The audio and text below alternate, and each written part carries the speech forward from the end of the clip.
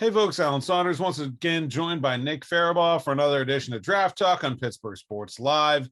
Thanks for joining us. Today we're going to talk about tackles and a position that I think is very high on the list of targets for Steelers Nation anyway, for the number 24 pick in this year's draft for the Steelers. And we've been talking about it a lot with the coverage at SteelersNow.com. Seems like it's also been a popular draft pick from the mock draft experts for the Steelers to take a tackle. And so, Nick, is this maybe one of the best uses for the Steelers number 24 pick? And are we getting the signs from the Steelers that that's going to be the direction they take? Well, I think it's definitely one of their better uses just because of how talented the tackle class is. You're likely going to get a guy that's worth the 24th pick there at tackle. And you also have that need there. I mean, listen, Chukwueze Okorafor is in the last year of his deal. Zach Banner's essentially on a one-year audition contract, although that's a two-year deal, and he's a complete question mark. And besides them, you don't really have anyone on the roster that's going to probably take over that starting spot. Joe Haig's nothing more than depth. Same with Rashad Coward and any other depth guy you might name on that tackle spot line. So you kind of look at that. It's definitely a use. It's definitely a need. Now, the Steelers really aren't giving off that many signs based on the pro days. I mean, they didn't go to Oklahoma State, so they didn't go see Tevin Jenkins. They didn't go see Christian Darrisaw. They did go see Liam Eichenberg, Jalen Mayfield, and Alex Leatherwood, but how much was the Notre Dame one just because, there was JOK, and then there was Dalen Hayes, there was Hainsey, there was all these other guys there, Tremble, and then how much was that Alabama one, the fact that Najee Harris was there, obviously. So I don't think it's if you they signal Hey McGrone. I mean, there's other guys there too. Exactly right. So it felt like offensive line was just like, oh, it's convenient. It's there too, and we have these other guys there, but they didn't go to Tevin Jenkins. They didn't meet with Sam Cosmi. They didn't meet with other top tackles. Now they did meet with guys like Radins and Brown, Spencer Brown, that is Dylan Radins. They sent Adrian Clem around the block a little bit to go see some tackles. Now, I think they were also at Jackson Carmen's pro day as well. Now, you kind of look at that. Now, is it a first-round pick need? I don't think they're going to address it with the first-round pick unless kind of the whole board is rated and, they have to take Leatherwood. That's kind of my feeling. I think he's the only guy that's really in play at round one. I don't think Mayfield's there. I don't think Eichenberg's a first-round pick. So you kind of look, it's probably Leatherwood or no one. But then you get into the mid rounds and you could see them taking a Radins in round two. You could see them taking a Brown round two, round three. You could see them taking Carmen in round three. Like there are these other guys. You could see them taking Hainsey, Eichenberg, Mayfield, somewhere in that 2 to 3 range. So I think it's definitely in play on day two, but I feel like they're viewing it more as a day two, early day three need than a round one need. At least that's what they're showing by their pro days.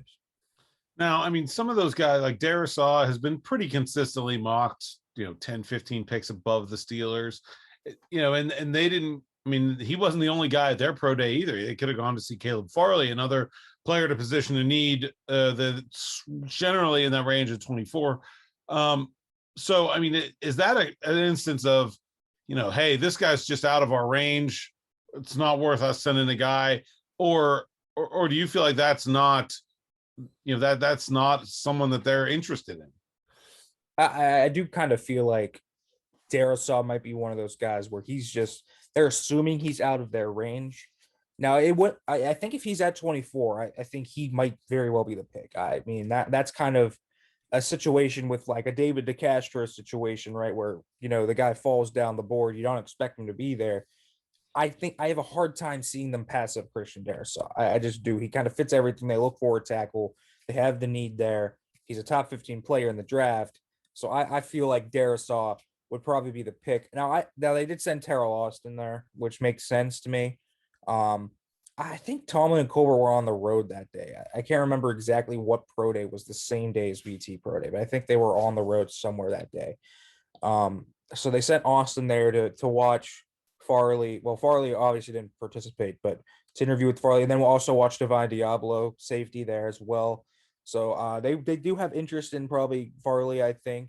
But, you kind of look at Darrisaw. I think that's one where they didn't want to waste, Tomlin and Colbert going there because Darrisaw, listen, that's a very unlikely scenario. given the Chargers have a needed tackle, given the Cardinals have a needed tackle, the Colts have a needed tackle, the Bears have a needed tackle.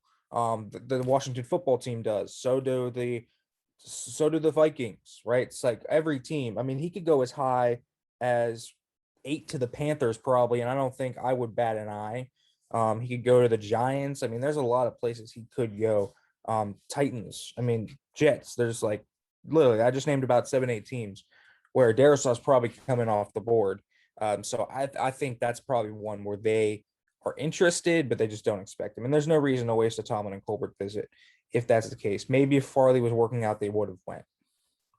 Of the guys that we generally expect to be available at 24, guys like Tevin Jenkins, Jalen Mayfield, Liam Eichenberg, who's the best fit for the Steelers, and who maybe separates themselves from that group? Best fit for the Steelers out of those is probably Tevin Jenkins, just because of what he is. I mean, it goes beyond just the old rug and tug, ground and pound type of attitude that Tevin Jenkins has. Now, you saw what he said in the press conference. Like, he is a mean dude. That dude takes guys and throws them out of the park, out of the picture on tape sometimes. He is nasty. He throws you into the ground. He's not a great athlete, I don't think, by any means. He tested well, but again, on tape, he's not a terrific lateral athlete, which could mean he could be a guard at the next level, just working in a phone booth in short spaces, let him destroy guys with his strength. But I think, Matt Canada, at least with his scheme, he's a very diverse guy that can fit in different schemes.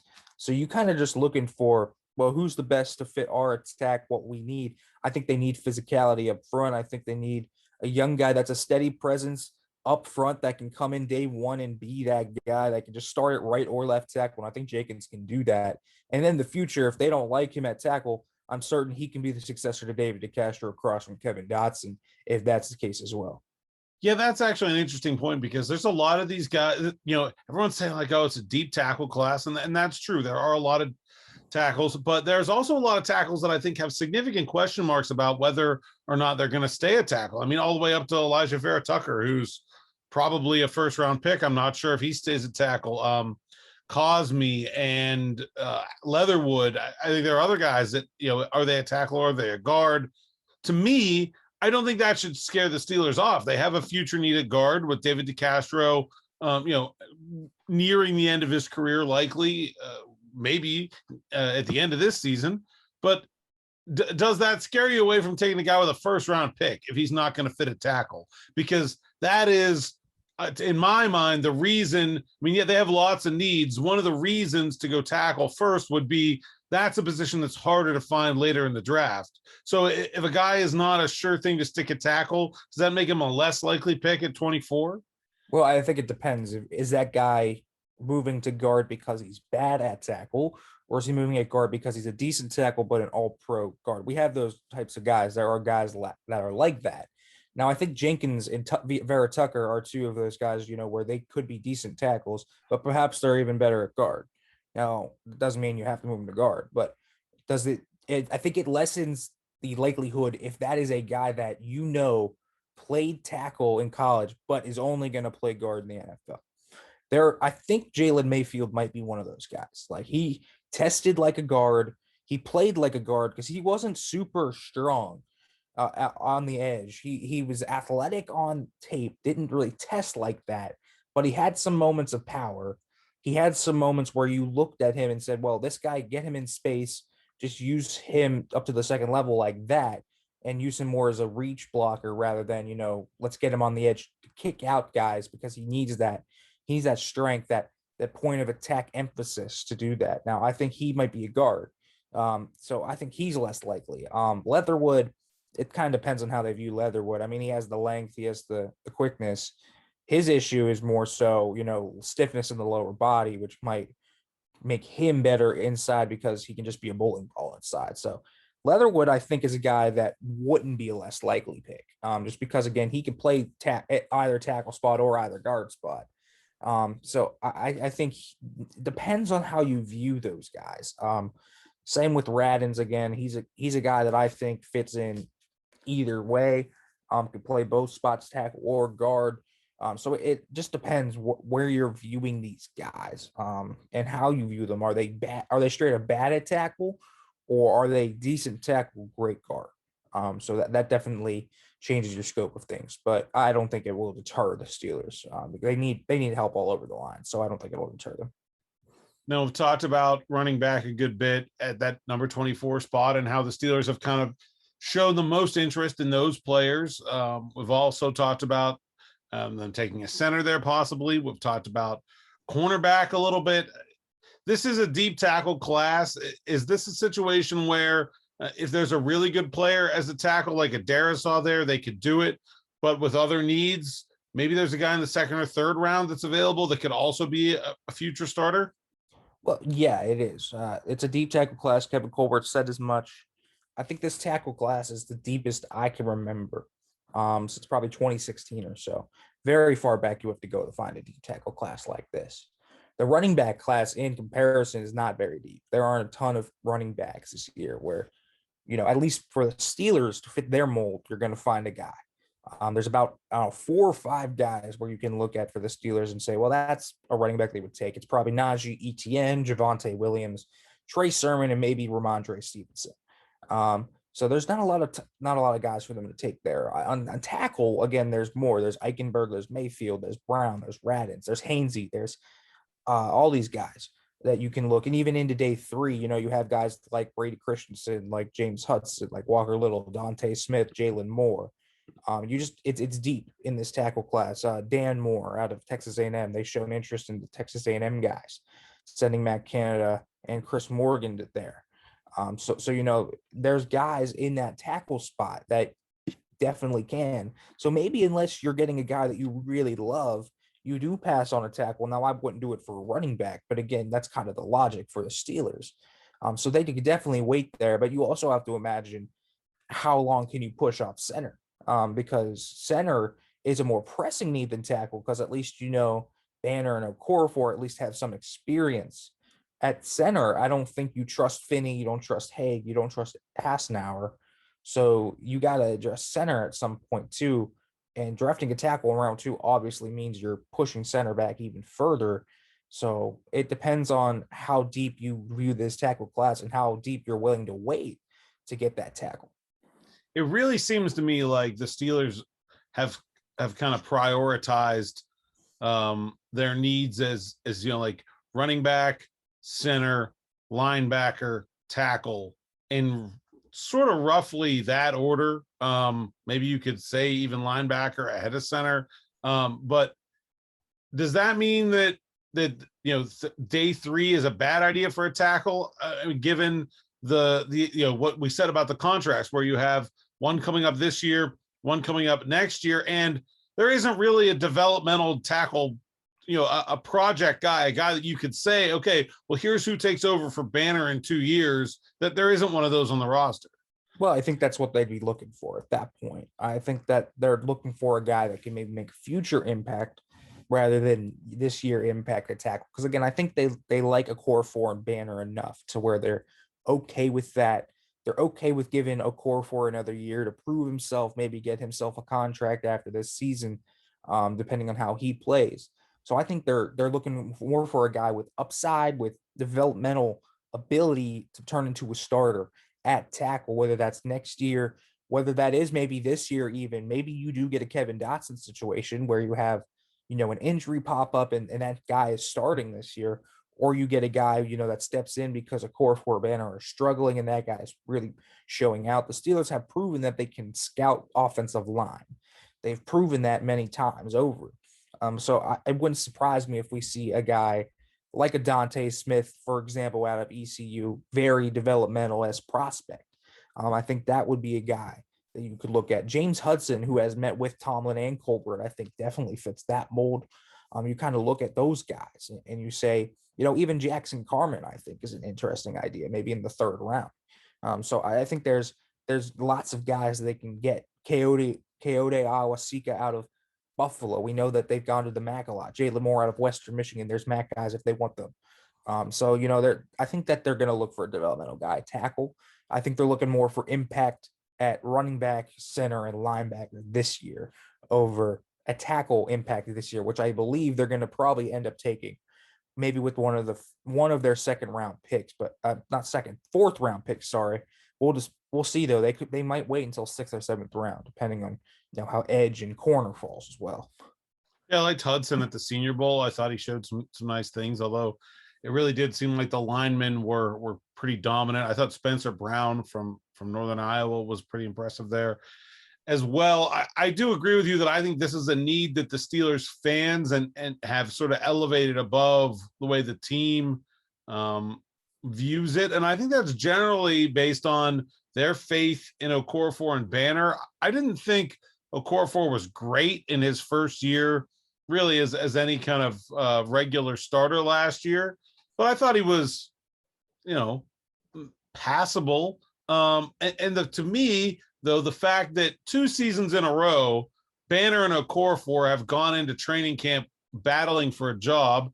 In 2019, it was to be the swing tackle, the extra lineman, and Banner beat him out there for that playing time. And then last year was to be the starting right tackle. Banner beat him out again. We haven't seen Zach Banner go out and be a starter at the NFL level, but the fact that he did that 2 years in a row, and Okorafor was at least fair last year, to me, that says if Zach Banner's healthy, he should be pretty good. What do you make of that? I mean, he was pretty solid when he was out there, at least during his swing tackle year. I mean, he didn't do a lot of pass pro, but there was one rep where they faced Arizona and he ran Chandler Jones around the arc. So that was nice. And then obviously in the running game, we knew he was a mauler and he was moving guys. I mean, that's no surprise.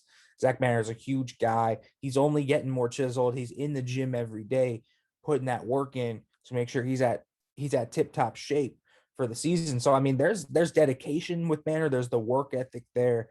You can see that. Now, I just don't know. We don't know what Banner's going to be. I thought his game against New York was a little lackluster from what I saw, but it could have just been, first game starting jitters, trying to get, kind of the feet under you. But I'm also worried because I think they're going to move Okorafor to the other side. I think he's going to be the left tackle and Banner's going to be the right tackle. So I do wonder how that's going to affect Chuks Okorafor as well, because it's not just super easy, to switch sides. It's not as simple as that. We saw that with Matt Filer last year, where he moved from right tackle to left guard, and he pretty much fell off a cliff out of nowhere. He was a very good right tackle in 2019 and was pretty mediocre, at least at left guard in 2020. So we don't really know how that's going to help. Maybe it's better for Banner. Again, coming out of Western Michigan, he was a left tackle, not a right tackle. But I mean, I'm cautiously optimistic about Zach Banner. Again, he's just a question mark, and question marks worry me heading into the season, at least especially on the offensive line, when I know you have Big Ben, who's not this mobile guy he was anymore, and you obviously need to keep Ben upright in order for this team to have success. But I mean, it's clearly a gamble based on what we've seen. It's a gamble the Steelers are willing to take based on what Banner has shown them over the past few seasons since signing with them. Is there a possibility that this line can get fixed in one draft class, or is that just too much to ask? Is there too much to do with the line that and they have too many other needs elsewhere that this is going to be a kind of multi-year rebuild for this offensive line unit? Yeah, I mean, unless you're going completely in on the O-line, I mean, you're drafting a lineman round 1, probably round 2. I don't see how it gets, significantly improved based off the draft. Now, it can improve because Okorafor takes a leap and Banner proves to be good, and then you get that center. And Dotson obviously steps in, and, maybe to Castro, he was injured last year and he returns to form. Now, that's obviously a lot of things that need to happen to happen. Is that it? That's all that needs to happen? Is that all that needs to happen, right? Yeah. First of all, how much of an improvement are you going to get over Marquise Pouncey? I don't know how. Again, he wasn't. It's not like he was prime Pouncey last year, but it's not like he was also awful outside of just not actually snapping the ball accurately. Which was an issue for him for a number of years. Yeah, that's been an issue for him. But as a blocker in space, I thought he was still very good. So how much of an upgrade are you going to get over him, especially with his cerebral nature above the neck? Obviously, one of the smartest centers. He's been in the league for a decade at that point. So how much of an upgrade are you going to get over him? That's a question mark. And again, all the other factors I mentioned, if you do get a tackle, if you draft a tackle early, well, how much better are they going to be than, Banner or a core four? It seems like a multi-year thing where even with that center, again, you're going to need a year of improvement. And then with the tackle, a year. And then even with Dotson and Banner. I mean, Banner, he's not old. It's not like he's that old, and he doesn't have much starting experience. So, you kind of look at what they bring to the table. And I think what Zach Banner's 27. So, I mean, that he's still got years to go in his career. So there's so much that needs to go right for this offensive line to take a significant step up. So I can't see it improving greatly this year. I can see it improving a little bit, but that's a multi-year rebuild. I mean, O-line play, notoriously, unless these guys are studs, and sometimes you do run into them, like, Tristan Wirfs, the Kevin Dotsons, where they just step in, plug and play, they're ready to go. A lot of O-linemen take time to develop, and I think, we've seen that over the years here in Pittsburgh. So I wouldn't expect it to be an immediate jump. I think it's 2023 revelation, hopefully. Yeah, that's about the time frame I'm thinking of as well. And I think, you have to consider an eventual replacement for David DeCastro as part of that. He's not going to be a part of the next great Steelers offensive line if they're able to get back to that point. Good stuff, Nick. Last thoughts on tackle in this draft, or anything you'd like to see happen maybe? Listen, I kind of hope that they come out of left field on us and draft a tackle in round one. I just think drafting a tackle gets you so much bang for your buck at 24. Because again, that guy could be a starter this year. I think Okorafor is more natural in a swing tackle position. Again, he was okay last year. I kind of agree with you. He was fair, but I thought he was more, accustomed to being that swing O lineman that can step in a spot if you need him to be. So I think, drafting a tackle, maybe who could start from day one, because he should be able to. There's opportunity there. There's snaps to be played. Again, there's holes at tackle where you can fill in.